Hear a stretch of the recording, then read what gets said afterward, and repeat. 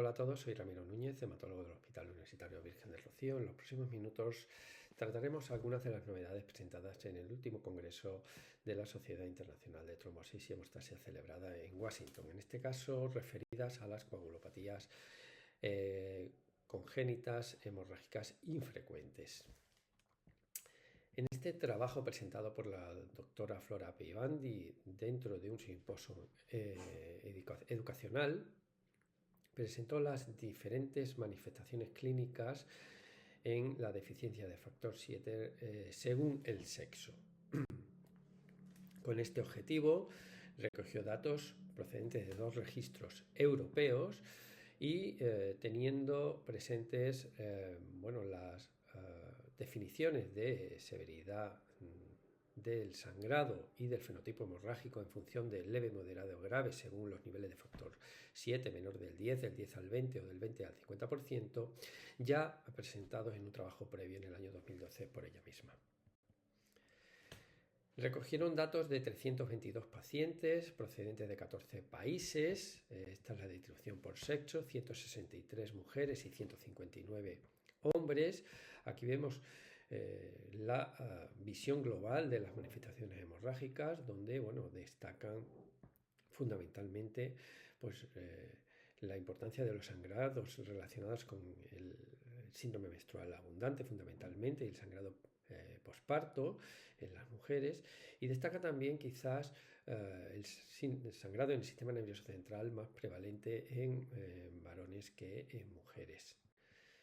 De forma global, las mujeres presentan un mayor número de manifestaciones hemorrágicas, fundamentalmente debidas al aumento de los sangrados considerados grado 2, es decir, los sangrados espontáneos considerados menores. Como ven, hay un 36% en las mujeres y un 18% en los hombres. Como ya se conoce de registros previos, la gravedad del sangrado no siempre se correlaciona con el nivel de factor. En este trabajo se corroboran estos datos,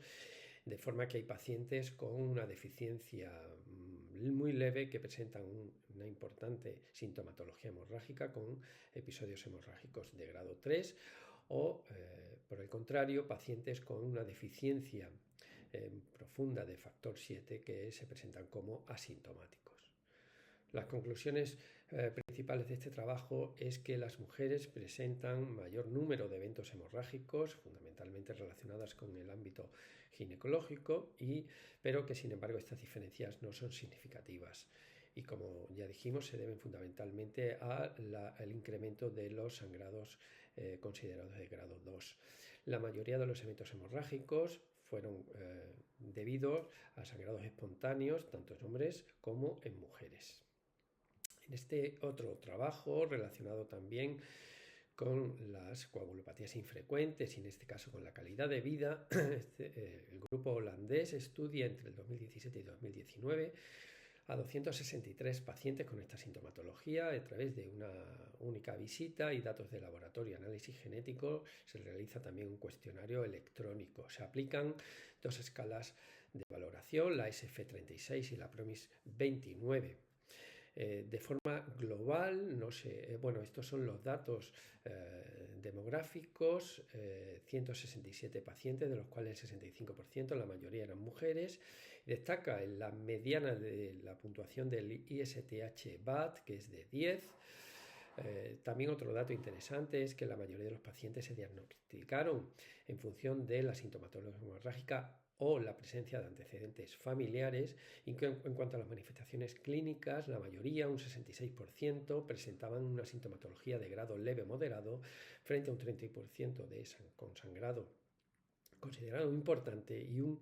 3% que se presentaba como asintomática. De forma global no se apreciaron diferencias significativas en cuanto a la población general, en la comparación con la población general, ni en los dominios considerados del SF36 ni en el PROMIS-29, aunque cuando se circunscribían a la población al síndrome menstrual abundante, que presentaban 77 de las mujeres estudiadas frente a solo 15 sin esta sintomatología, pues en este caso sí que había diferencias en cuanto a la puntuación en el SF36. Como pueden ver ahí, las pacientes con síndrome menstrual abundante presentaban una peor puntuación en cuanto al estado físico o en cuanto a la puntuación del dolor, y de igual manera en el PROMIS 29 presentaban datos desfavorables en las mujeres que presentaban el síndrome menstrual abundante. Por tanto, el trabajo hace hincapié en la importancia del síndrome menstrual abundante en cuanto a la calidad de vida, que si bien de forma global en esta población con coagulopatías infrecuentes se asemeja a la población general, cuando se considera el síndrome menstrual abundante presentan puntuaciones claramente diferenciadas con respecto a la población general. En este otro trabajo presentado por nuestros compañeros del Hospital de Sant Joan de Déu, se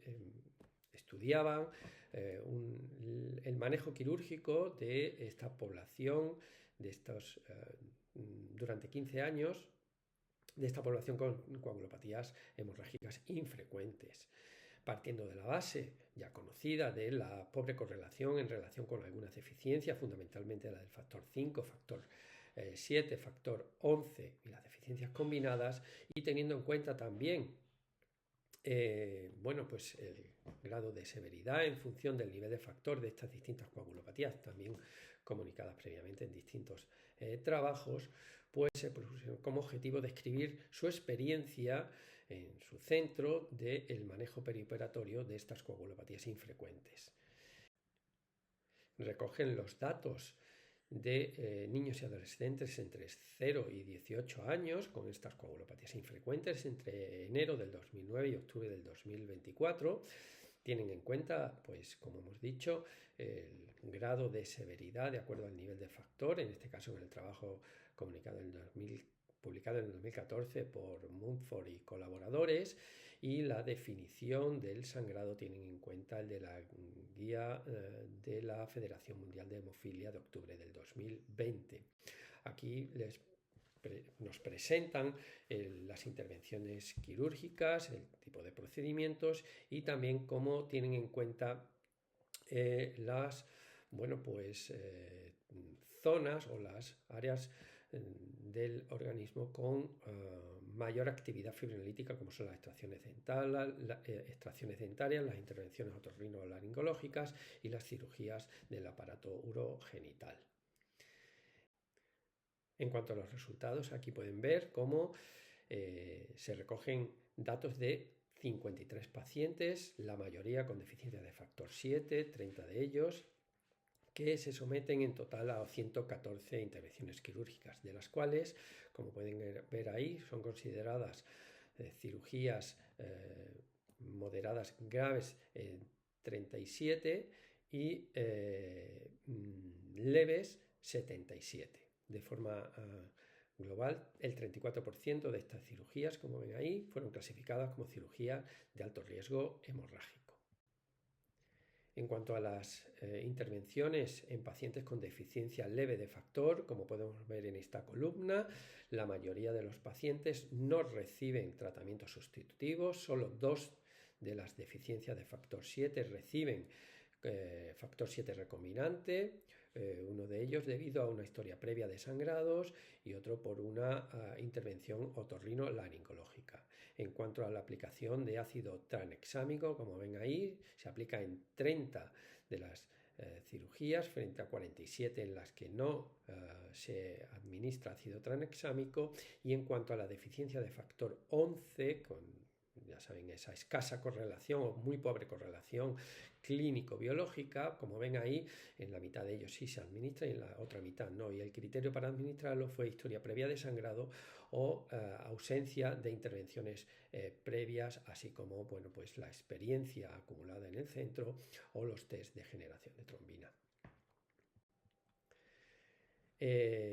de nuevo circunscritos a las deficiencias leves de factor. Como ven ahí, el 67% no requirió de profilaxis alguna, y en cuanto a los procedimientos de bajo riesgo, en cuanto a los procedimientos de alto riesgo hemorrágico, el ácido tranexámico se aplicó en el 46% de las cirugías, frente a otro 46% en el que no se administró ningún tipo de profilaxis con ácido tranexámico. Y recordad, los dos pacientes con deficiencia de factor 7 en lo que se administró factor 7 recombinante.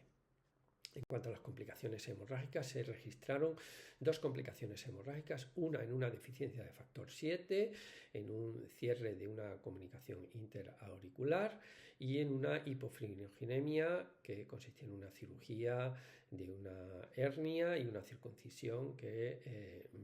pues requirió de la administración de fibrinógeno posteriormente. En cuanto a las intervenciones realizadas en pacientes con una deficiencia considerada grave o moderada, como ven ahí, el 73% recibieron algún tipo de profilaxis, ya sea con ácido tranexámico, con concentrado de factor 7 recombinante principalmente, o plasma fresco congelado. En cuanto a la deficiencia de factor 7, que es la que aporta mayor número de intervenciones, como ven ahí, 28 de 37, se administró ácido tranexámico en el 14%, factor 7 recombinante en el 39% y la combinación de ácido tranexámico con factor 7 recombinante en el 25% de los casos. Cuando dividimos en este tipo de pacientes cirugías de alto riesgo, vemos que el 35% no requirió de profilaxis, y además no se registraron complicaciones hemorrágicas en este grupo de pacientes. Y cuando consideramos los procedimientos de alto riesgo de sangrado, como ven ahí, en el caso de la deficiencia de factor 7, que como vimos era la que mayoritariamente está implicada en este tipo de cirugías en este centro, la administración de factor 7 recombinante fue prácticamente constante en estas cirugías de alto riesgo, ya sea en solitario o combinado con ácido tranexámico. Aquí vemos desglosados el tipo de intervenciones y el tipo de deficiencia, fundamentalmente, como vemos ahí, la deficiencia de factor 7, y destacar que hubo 8 intervenciones del sistema nervioso central sin que se registrara ninguna complicación hemorrágica en este grupo de pacientes. De forma global sí que se registró una sola complicación en una deficiencia de factor 5, un desbridamiento de la herida quirúrgica que requirió de la administración de plasma fresco durante el procedimiento quirúrgico. Como mensajes para llevar a casa, destacan que en su experiencia la profilaxis puede ser reservada para pacientes con deficiencias graves, con cirugías de alto riesgo o con historia previa significativa de eventos hemorrágicos. El ácido tranexámico se postula como un fármaco efectivo en la prevención de sangrados asociado a procedimientos quirúrgicos, especialmente en zonas del organismo con alta actividad fibrinolítica. Y de nuevo, pues lo que ya conocemos de este tipo de coagulopatías infrecuentes, que la variabilidad en la práctica clínica hace necesario un consenso en el manejo de los pacientes, en este caso pediátricos.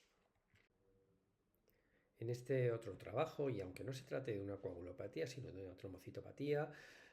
congénita, me ha parecido interesante traerlo a esta presentación, porque se trata de un tratamiento destinado a la trombocitopenia de Gladman, el análisis interino de los datos del ensayo fase 1-2 de este trabajo del sutacimig, que es un anticuerpo biespecífico que tiene la capacidad de unirse tanto al factor 7 activado como al receptor TLT1 de las plaquetas activadas, y que consigue un acúmulo del factor 7 activado. En este ensayo, en el que se incluyen 34 pacientes, donde se evalúa múltiples dosis de este anticuerpo, como ven ahí, pues estos son los datos demográficos de los pacientes, que incluyen, como digo, 34 pacientes con una mediana de edad de 40,5 años, y donde destaca la tasa anualizada de sangrado de los pacientes en el periodo de observación previo. Como ven ahí, una media muy alta de 54,9 eventos hemorrágicos anuales, propio de una traumastemia de Glassman muy sintomática o sintomática. En cuanto a la seguridad, podemos ver ahí un perfil favorable, sin que se registren discontinuaciones debido a los efectos adversos. Solo se registra un evento trombótico en el periodo de exposición, de los picos de exposición a las dosis más altas de 0,9 miligramos por kilogramo de este fármaco. Y como ven ahí, con datos de incremento de los niveles del sutacimic dosis dependiente, que se correlaciona muy bien con los incrementos de factor 7 activado. Como resultados más destacables, la administración semanal o bisemanal de sutacimic consigue una reducción drástica cuantificada en un 78% de la tasa anualizada de eventos hemorrágicos tratados en este grupo de pacientes. En esta diapositiva vemos el impacto que supone, concretamente en 2 pacientes, la administración de este fármaco de sutacimig. Y como ven ahí, en este paciente de 37 años con epístasis recurrentes, con intolerancia al hierro oral y con dependencia transfusional, después de 6 meses de la administración de este fármaco, hay una disminución de la frecuencia de la epístasis, de forma que se consigue la independencia transfusional. Y en esta otra paciente de 50 años con una